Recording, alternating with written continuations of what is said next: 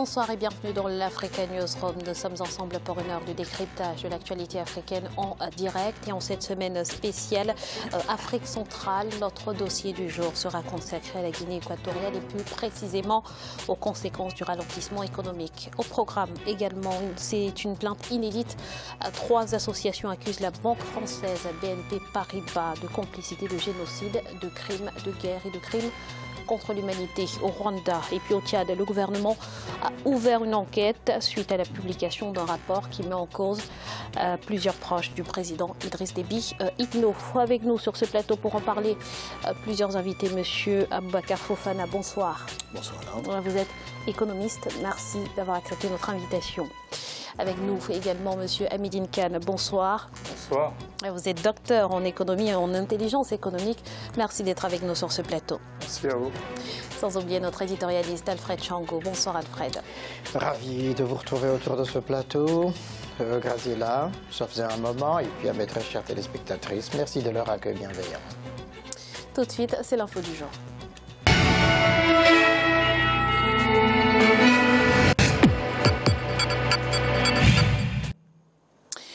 Une plainte a été déposée ce jeudi par 3 associations, Sherpa, Ibuka et le collectif pour les parties civiles pour le Rwanda contre la banque française BNP Paribas. L'établissement est accusé d'avoir débloqué des fonds qui ont servi au financement de livraison d'armes en plein génocide. Les détails avec Idelette Mirabel-Bissot.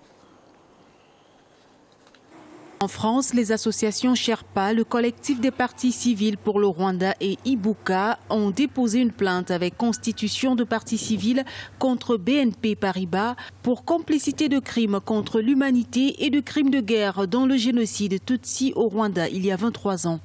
L'institution bancaire y aurait donc contribué indirectement en finançant l'achat illégal des armes à destination du Rwanda en juin 1994, malgré l'embargo sur les armes voté par l'Organisation des Nations Unies à cette période. La plainte consiste effectivement à dénoncer le rôle qui a été celui de BNP Paribas en 1994, au mois de juin, en plein génocide, puisque cette banque française a financé l'achat d'armement via des circuits toujours très compliqués nous l'accusons d'avoir participé ainsi au génocide. Selon des chercheurs, à la mi-juin 1994, 80 tonnes d'armes ont été livrées depuis les Seychelles jusqu'à Goma en République démocratique du Congo, à proximité de la frontière rwandaise. Au même moment, 2 rotations par avion sont organisées dans la nuit du 16 au 17 juin et dans la nuit du 17 au 18 juin 1994 à Goma, dont l'aéroport était alors contrôlé par la France. Ces armes ont servi à équiper des miliciens qui ont participé au génocide. Il y a eu beaucoup de massacres à la machette, mais aussi à l'arme automatique. Cette livraison d'armes en provenance des Seychelles était essentiellement constituée de Kalachnikov AK-47. Des armes qui, selon certaines sources, provenaient d'une saisie effectuée par le gouvernement séchellois sur un bateau arraisonné en mars 1993. Ces armes auraient par la suite été acheminées par la route aux forces armées rwandaises. À noter que c'est la première fois qu'une telle plainte est déposée contre une banque en France. À travers cette plainte, les associations plaignantes espèrent mettre en lumière la potentielle responsabilité des institutions financières dans les zones de conflit. Alors, Monsieur Khan, la France nie toute responsabilité dans le génocide rwandais. Comment établir ici la responsabilité dans un établissement français qui plus est une banque? Oui, bon, pour l'heure, je crois qu'il faudra être prudent. C'est vrai que le génocide rwandais qui a fait entre 800 000 et 1 million de morts en un laps de temps, en 4 mois, ça veut dire en une centaine de jours, est quand même terrible pour l'Afrique et la communauté internationale. Effectivement, l'accusation qui a été portée contre la banque BNP et puis qui est devenue par après la banque BNP Paribas est lourde de conséquences. Parce que c'est la première fois qu'une banque française est accusée nominativement par des organisations civiles et puis par aussi des ONG. Et ceci, je crois qu'il faudra qu'on aille jusqu'au fin du problème. Parce que ces accusations démontrent une fois de plus que les banques jouent toujours un rôle négatif dans les conflits. Ça, ce n'est pas la première fois. La Barclays Bank a joué un rôle négatif dans la traite négrière. Pendant la Seconde Guerre mondiale, des banques allemandes et américaines ont joué un rôle négatif aussi. Et maintenant, au XXIe siècle, à la fin du XXe et au début du XXIe siècle, c'est une banque française, une très grande banque française, qui est accusée. Et ceci démontre qu'il faudra être prudent avec les banques et puis être aussi ferme. Ça veut dire que les Africains devront être fermes quand on voit que justement que cette accusation est fondée. Il faudra que les Africains, dans leur globalité, que l'Union africaine et le Congrès panafricain prennent des mesures fermes à l'égard de cette banque. Alors, Alfred, on accuse donc BNP Paribas d'avoir indirectement financé l'achat d'armes, mais est-ce qu'une banque qui alloue un prêt est finalement responsable de son utilisation? C'est, Graziella, une question qui se pose. C'est pourquoi il faut rester très prudent face à cette accusation. Il va falloir étayer réellement cette accusation par des preuves irréfutables. Que quand on sait déjà bien que c'est un marchand d'armes privé, à qui l'on a versé, la Banque centrale du Rwanda a versé cet argent pour l'achat des armes, il faut établir les responsabilités des uns et des autres. Et comment ces armes qui ont atterri aux Seychelles sont parties des Seychelles, quelle est la responsabilité du gouvernement séchellois, et ont atterri au Zaïre. La responsabilité, alors on me dit que c'est les Français qui tenaient l'aéroport de Goma à ce moment-là, et effectivement c'est ça. Et dans quelle mesure justement ces armes auraient participé au génocide, quand on sait que déjà au mois de juin, là on tend vers la fin du génocide, le pic c'était avant, et donc oui, il faut établir toutes ces responsabilités-là. Mais qu'à cela ne tienne, et puis la fabrication de ces AK-47, ça venait d'où? C'est pas le Seychelles qui fabrique les AK-47. C'est-à-dire que si on veut chercher la responsabilité des uns et des autres, on n'est pas sorti de l'auberge. Mais qu'à cela ne tienne, si il est avéré que la BNP Paribas a donné l'ordre à la Banque centrale du Rwanda de décaisser cet argent, donc à assumer leurs responsabilités. Monsieur Fofana, compte tenu de ce qui vient d'être dit par Alfred, vous pensez que cette plainte va aboutir? Moi, j'ai la même interrogation que celle que vous avez exprimée tout à l'heure, c'est-à-dire que deux choses l'une, où la BNP a financé en connaissance de cause, sachant très bien la destination finale de ces sommes, où elle l'a fait de manière inconsciente, mais c'est à la justice d'établir la responsabilité des uns et des autres. Et donc, celui qui n'a rien à craindre, qu'il se reproche rien, n'a pas à avoir peur des suites judiciaires de cette affaire. Tout à fait, oui. Mais quel aurait été finalement son intérêt à la BNP Paribas de financer cet achat? Monsieur Canalisi. Non, mais je pense aussi que ce n'est pas seulement la BNP Paribas qu'il faut aussi accuser, mais il faudra accuser aussi l'intermédiaire sud-africain, William Tetrus LR.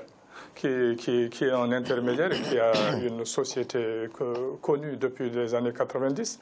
Donc celui-là aussi, il faudra le mettre dans le paquet, essayer de l'interroger.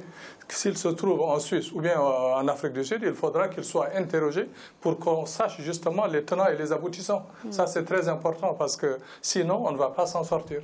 C'est tout à fait clair, cette histoire-là, parce que... alors, restons toujours prudents. La question est là, la BNP n'avait ou n'a aucun intérêt, enfin aucune banque n'a intérêt justement à financer ces genres d'actions, sachant qu'au bout du compte, il y a le massacre des innocents, il y a le génocide qui était en train de se commettre. Donc, au fond, lorsque la BNP donne l'ordre à la Banque centrale de décaisser cet argent, est-ce qu'elle sait? Je ne crois pas qu'elle sache que cet argent va servir justement, puisque le gouvernement est sous embargo de l'époque. Compte tenu de cette réalité, on est donc là dans un procès d'intention finalement. Non, ce n'est pas véritablement un procès d'intention, mais justement, on cherche à savoir réellement ce qui s'est passé. Et si ces associations, ces ONG mettent en question la BNP, c'est pour justement que la vérité se sache. Et puis, je crois qu'il y a déjà les plaignants, et puis il y a justement aussi d'autres qui connaissent le dossier, qui ont consulté des archives. Et puis il y a la banque Bruxelles-Lambert, qui a été sollicitée aussi, qui a dit que non, il y a un embargo justement sur les armes, la vente d'armes au Rwanda, et puis ils n'ont pas voulu accepter justement ce deal. Et eux aussi, il faudra les convoquer pour qu'ils donnent des preuves, par exemple, que justement ils ont été sollicités, qu'ils n'ont pas voulu, et puis que, disons-le, peut-être qu'en connaissance de cause ou pas, la banque française a accepté. Merci M. Khan pour toutes ces précisions. Dans l'actualité également, c'est une affaire qui risque de faire couler beaucoup d'encre. L'ONG Suicide a récemment publié un rapport mettant en cause des officiels tchadiens en poste dans le circuit de la vente du pétrole. Une enquête a été ouverte à N'Djamena pour vérifier et, si les faits sont avérés, punir les responsables de ces actes. Les détails dans ce reportage de Mahama Ramadan, notre correspondant au Tchad. L'ONG suisse SwissAid a annoncé le retrait de son rapport sur le manque de transparence dans la gestion des ressources pétrolières au Tchad. Mais la colère des autorités tchadiennes ne faiblit pas. Elles ont ouvert une enquête judiciaire sur les révélations du rapport de l'ONG qui a accusé directement les hautes personnalités de l'État tchadien. Pour le gouvernement, ces accusations sont suffisamment graves et méritent d'être clarifiées. Le gouvernement tchadien, à travers le ministre de la Justice, a pris l'initiative d'ouvrir une enquête, et d'ailleurs plusieurs enquêtes, de façon à nous permettre de savoir ce qui s'est réellement passé. Au bout du compte, nous allons être informés sur qui a fait quoi et qui n'a pas fait quoi. Et donc, à partir de ce moment-là, le gouvernement tirera toutes les conséquences. Et je crois que c'est une bonne chose que cette initiative, cette procédure continue jusqu'au bout, de façon à nous édifier. Le rapport de SwissAid dénonce l'opacité de la Société des hydrocarbures du Tchad qui ne publie pas ses comptes et n'est soumise à aucun audit interne. Mais pour les autorités, ce rapport n'a d'autres objectifs que de nuire à l'image du Tchad et à celle de ses dirigeants. Leur démarche n'est pas une démarche professionnelle. Ils doivent suffisamment documenter leur enquête, avoir des éléments, des preuves tangibles avant de lancer de telles accusations. Parce que ça porte préjudice à l'image même du Tchad. Et ce n'est pas une bonne chose. Donc je souhaite que, pour des raisons d'équilibre et même de professionnalisme, que la prochaine fois, il faut qu'ils fassent une enquête sérieuse et qu'on n'ait pas encore à connaître la confusion et des gens qui seront incriminés sans raison et porter une grave atteinte à l'image du Tchad et à l'image de ses dirigeants. Selon le rapport de l'ONG suisse, une des causes de la crise que traverse actuellement le Tchad est le fait d'avoir confié la vente de son brut à Glencore en échange de prêts d'argent dont le remboursement asphyxie le trésor public. Alfred, quelles sont les personnalités indexées dans ce rapport de SwissAid? Alors, d'abord, c'est un rapport détonnant qui devrait faire l'effet d'une bombe parce que les accusations qui sont portées sont très graves. Alors, il y a le président Déby et puis sa famille qui sont principalement visés dans ce rapport. Mais au-delà de sa famille, c'est tous ceux qui gravitent autour justement de Glencore et puis la société tchadienne des hydrocarbures.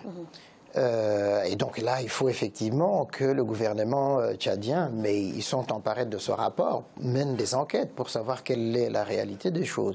On se souvient qu'il y a quelques années, Idriss Déby Itno lui-même avait dénoncé justement l'accord ou le contrat qui avait été signé avec Glencore. Donc c'était un mauvais accord et que donc s'il faut revenir là-dessus, il faut le faire, mais c'est très grave.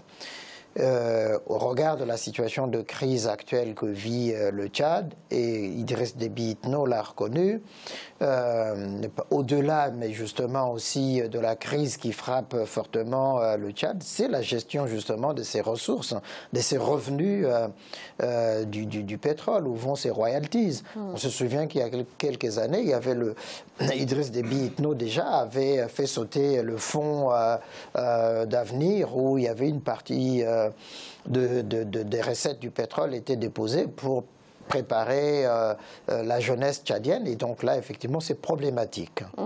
Monsieur Khan, il y a un manque de transparence dans le négoce du pétrole au Tchad? Pas seulement au Tchad, mais un peu partout en Afrique. Un peu partout en Afrique, mais au Tchad c'est visible, et puis maintenant avec la crise que traverse le Tchad, je crois que le gouvernement tchadien, Idriss Déby en particulier, doit essayer doit dire à la justice tchadienne de mener des enquêtes transparentes, parce qu'il en va de sa crédibilité. Il en va de sa crédibilité parce qu'on voit aussi que le peuple tchadien est en train de subir justement les conséquences de cette baisse de recettes. Et il n'en demeure pas moins que le Tchad a d'autres engagements internationaux, surtout au point de vue, par exemple, le maintien de la paix dans la sous-région.